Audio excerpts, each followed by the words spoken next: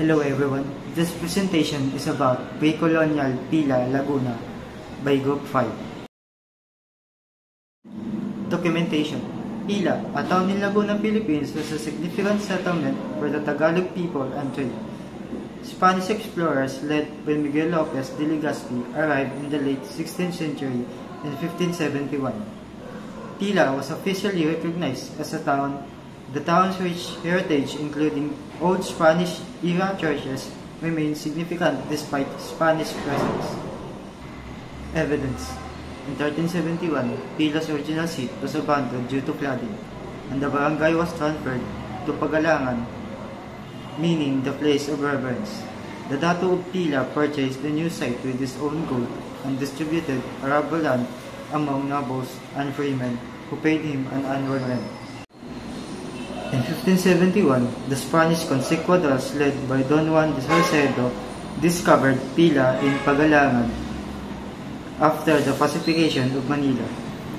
On 14th November of that same year, Miguel Lopez de Legazpi, the first Spanish Governor-General, awarded the encomienda or tributes of Pagalangan and the other Laguna villages to Don Francisco de Herrera, a regidor or councilman of Manila.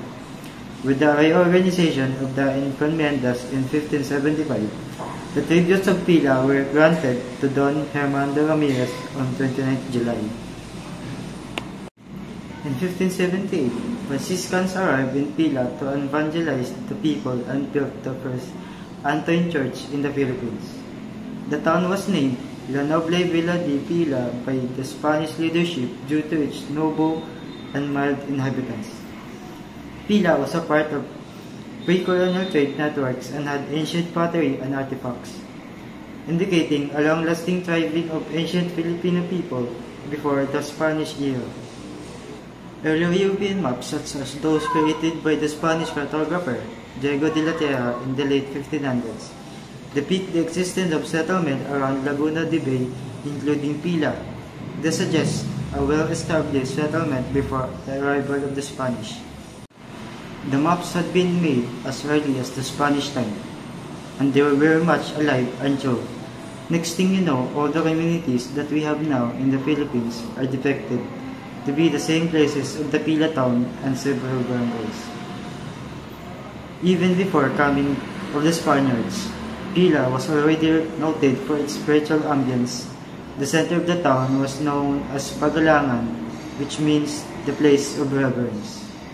The Spanish missions in Laguna during the early colonial period reverenced Pila as one of the established towns that required conversion efforts.